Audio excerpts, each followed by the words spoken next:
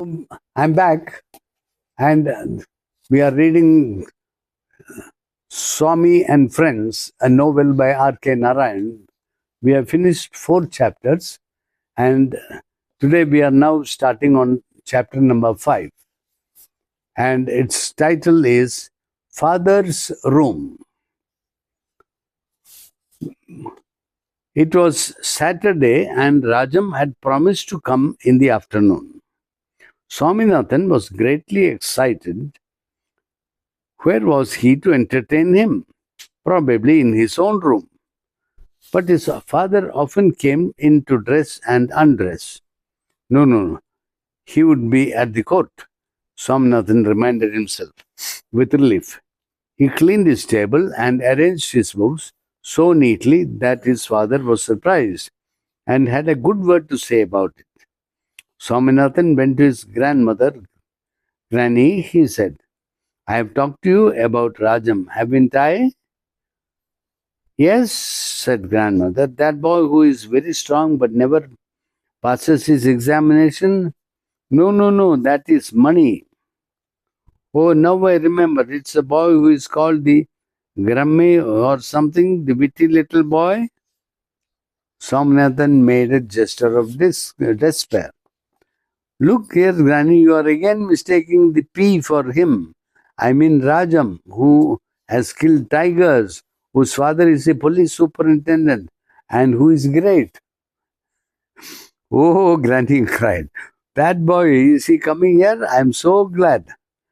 But I have got to tell you. What do you want to tell me? Will you bring him to me? I want to see him. Let us see, said Swaminathan vaguely.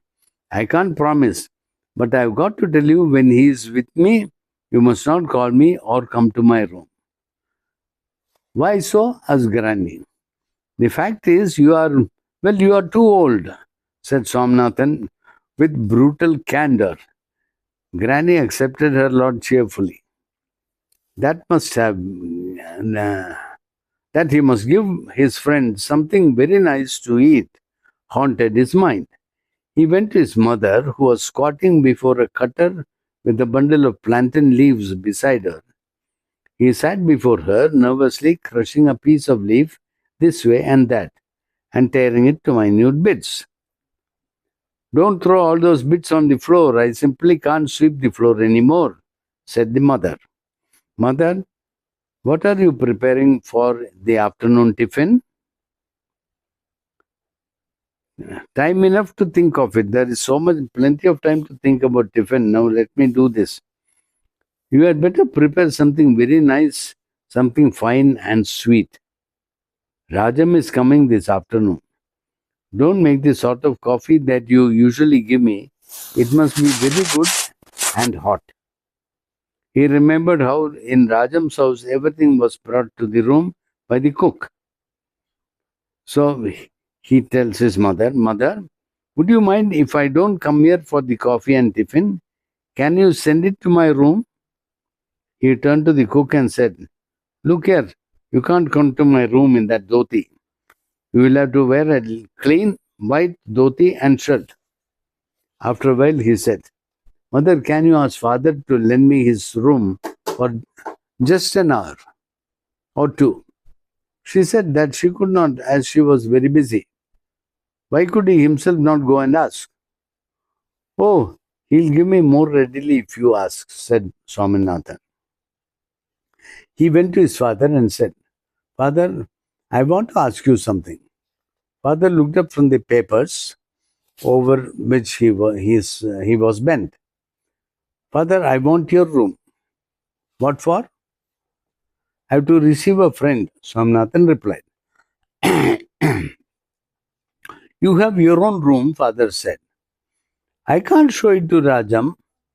Who is this Rajam, such a big man? Asked the father. He is the police superintendent's son. He is not ordinary. I see. Oh, so you can have my room, but be sure not to mess up the things on the table. Oh, I'll be very careful. You are nice, father. Thank you. Father guffawed and said, "Now run, boy, and sit at your books." Rajam's visit went off much more smoothly than Swaminathan had anticipated. Father had left his room open. Mother had prepared some marvel with wheat, plum, and sugar. Coffee was really good. Granny had kept her promise and did not show her senile self to Rajam. Swaminathan was only sorry that the cook did not change his dhoti. Swaminathan seated Rajam in his father's revolving chair. It was nearly 3 hours since he had come. They had talked about all subjects: money, Ebenezer, trains, tiger hunting, police, and ghosts. "Which is your room?" asked Rajam. Swaminathan replied with a grave face, "This is my room." "Why?" Rajam took time to swallow this. "Do you read such books?" he asked, eyeing the big gilt-edged law books on the table. Swaminathan was embarrassed. Rajam made matters worse with another question. "But where are your books?" There was just a flicker of a smile on his lips. "The fact is," said Swaminathan, "this table belongs to my father. When I'm out, he meets his clients in this room." "But where do you keep your books?" Swaminathan made desperate attempts to change the topic. "You've seen my grandmother, Rajam?" "No, will you show her to me? I would like to see her," said Rajam. "Wait a minute then," said Swaminathan, and ran out. He had one last hope that his granny might be asleep. It was infinitely safer to show one's friend a sleeping granny. He saw her sitting on her bed complacently. He was disappointed. He stood staring at her, lost in thought. "What is it, boy?" Granny asked. "Do you want anything?" "No, aren't you asleep, Granny?" he said a few minutes later. "I brought Rajam to see you." "Have you?" cried Granny. Come near, Rajam. "I can't see your face very well. You know I'm old and blind." Swaminathan was furious and muttered under his breath that his granny had no business to talk all this drivel to Rajam. Rajam sat on her bed.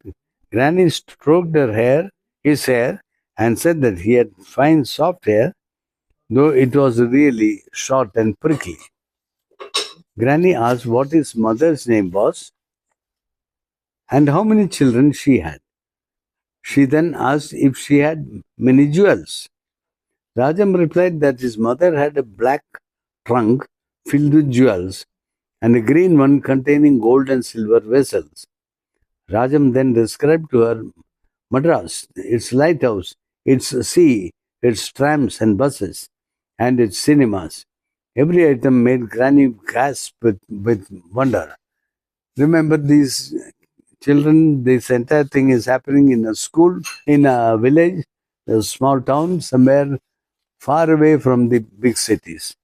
The big city of uh, Madras was far away, and it was bustling with all activities, so many things which the small town people have not even seen.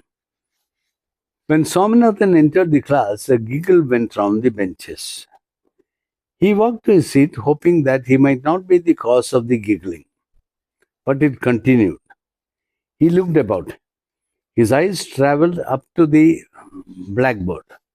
His face burnt red. On the board was written in huge letters, TAIL, tail. Somnathan walked to the blackboard and rubbed it off with his hands. He turned and saw Shankar's head bent over his notebook, and P was busy unpacking his bag.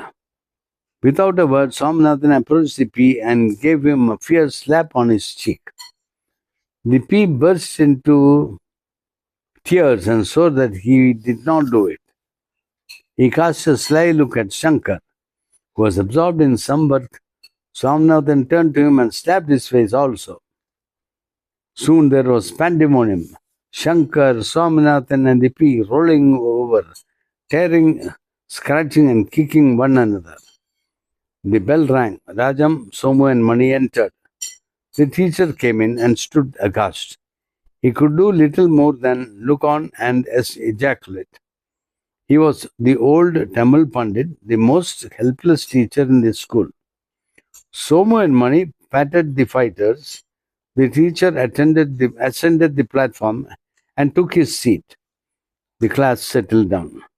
Somu got up and said, "Sir, please let us go out. We do not want to disturb the class." The teacher hesitated. But already Mani had gone out, pushing Somnathan and P before him. Somu followed him with Shankar. They came to a lonely spot in the field adjoining the school.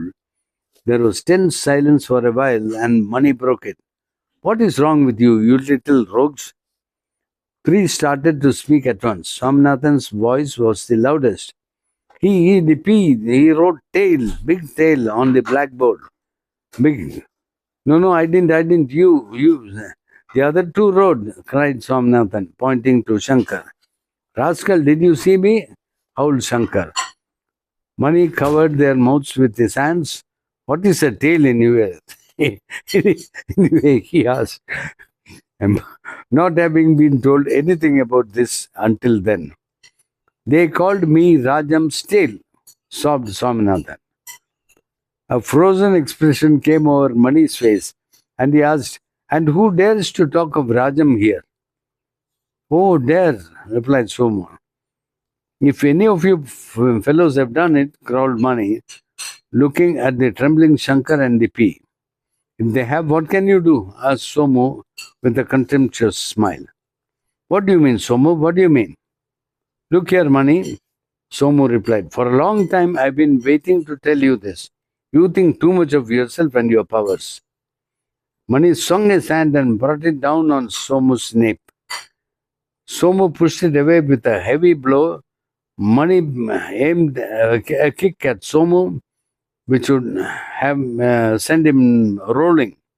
Somu stepped aside and delivered one himself, which nearly bent the other.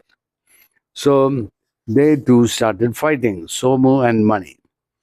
The three youngsters could hardly believe their eyes. Somu and Mani fighting, they lost their heads.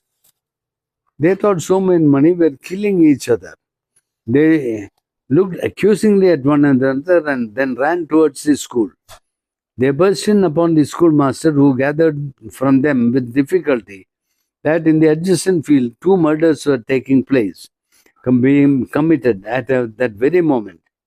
He was disposed to laugh at first, but the excitement and seriousness of the boys' faces made him check his laughter and scratch his chin. He called a peon and with him set off to the field. The fighters, rolling and rolling, were everywhere in the field. The headmaster and the peon easily picked them apart, much to the astonishment of Swaminathan, who had thought till then that the strength that Somu and or Mani possessed was not possessed by anyone else in this world. That is the end of this chapter. So chapter number 5 is over. The next chapter will be another day. Thank you. Bye.